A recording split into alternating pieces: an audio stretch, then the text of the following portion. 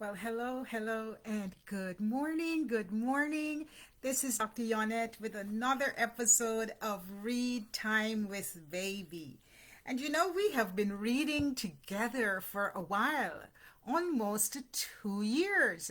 And I am excited about the progress that your child is making and the progress we are making together as we read. Now, I want to do something a little different today. We have been reading for a while, and I want to move into introducing to you the labels of letters or the sounds of letters. We've been labeling things in our environment so baby can make the association with an oven and the word oven and fridge and the word fridge and the objects that he or she sees in their environment, the wall and the word wall. Now, let's add a little more learning to our experiences. I want us to start learning the sounds of letters, and we're just going to start with the alphabet. So this is the letter A. We know that's A, and we know this is A as well. But now let's introduce the sounds of the letters. A says ah. Can you say that? Ah. A says ah. Your baby might be a little too young to say that, but there are other kids like the toddlers and the preschoolers and the kindergarteners that can say ah. A song says ah. Now, if you notice, I made letters out of index cards, so I don't want you to get so caught up in the commercial things. Use things around your house. Make what you can. Write those letters so that your child has no reason not to succeed. Let's do this again. This is lowercase a and uppercase A. They both say ah, ah. Normally, too, when you introduce a letter and a sound, you want to associate it with things in your environment. We normally say A says ah for apple.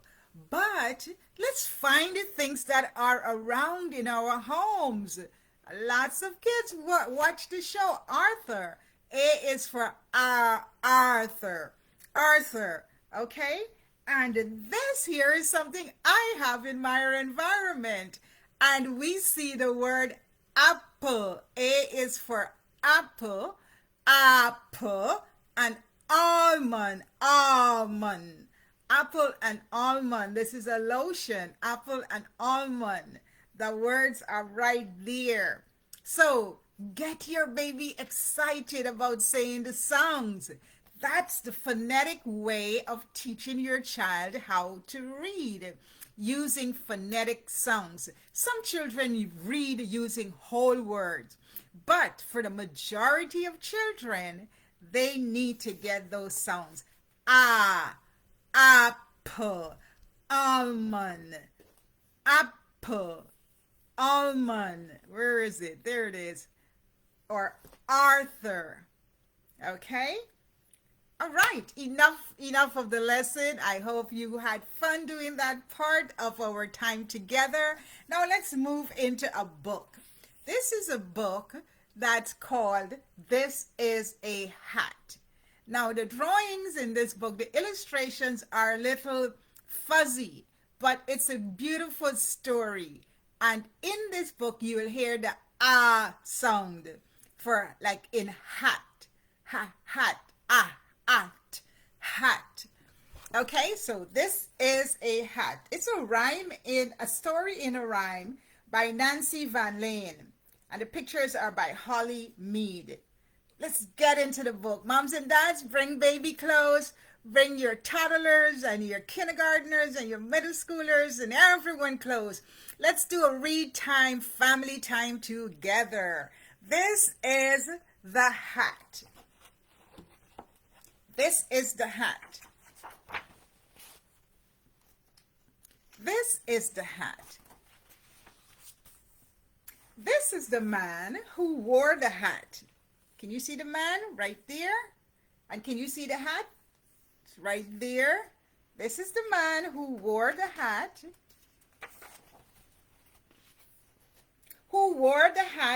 when he walked in the rain, tap a tap tap with his old wooden cane. Up, up, tap tap with his old wooden cane. Around whisked the wind and snatched the hat. Can you see the wind? We can't really see the wind, but here's a drawing that illustrates the wind. And it says whoosh. And can you see the hat? The hat is being snatched away by the wind. The hat flew away to a field of hay. Well, this one is a little different. This is A. Where upside down it sat. Okay, let's see the hat upside down.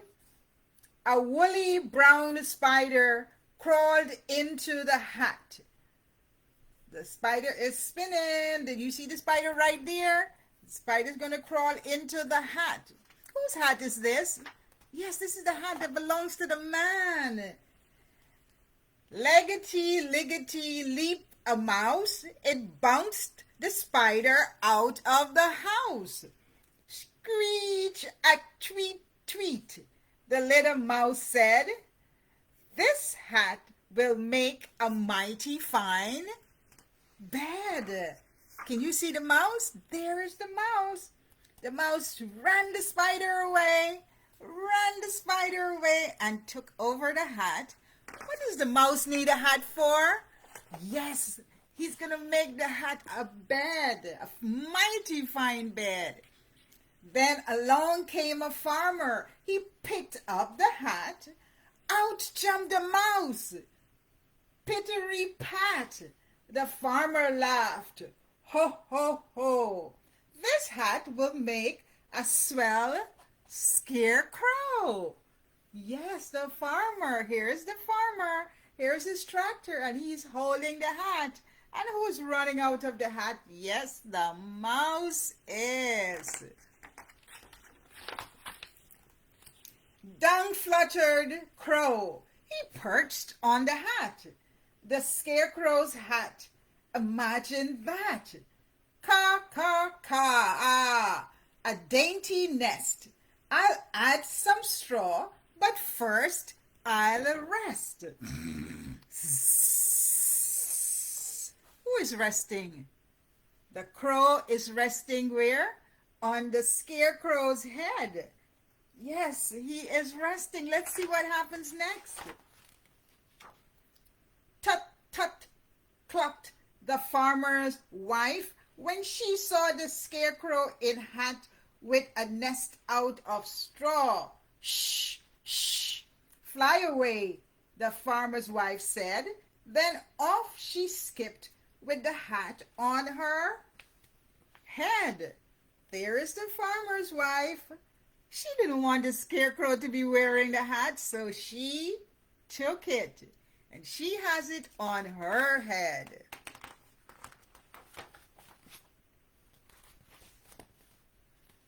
She watched a hen strut by on thin legs while she used the hat to gather some eggs.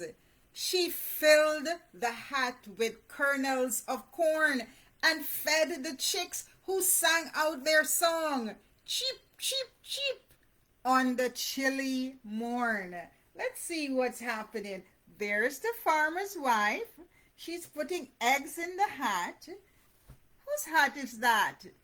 This hat belongs to the man that we met at the beginning of the book.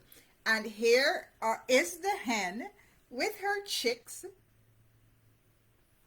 right there, and the story continues. Let's find out what happens. Later that day, with a hat on her knees, she sat on the porch and shelled spring peas. Flopped the pop in her lap. She spilled the peas and snatched up the hat. Tumly tum tum, plopped the pup in her hat. She spilled the peas and snatched up the hat. Okay, let's do that again because I don't think we did that pretty clearly. Let's try this page again. Later that day, with the hat on her knees, she sat on the porch and shelled the spring peas. Tummily tum tum, flopped the pup in her hat. There's the pup. He flopped into her hat. He spilled the peas and snatched up the hat. All the peas are being spilled and the pup is gone with the hat. Yes. He carried the hat way down the road, but it dropped when he stopped to bark at a toad. Yip, yip, he growled. Grrr. When the toad hopped away, the puppy howled.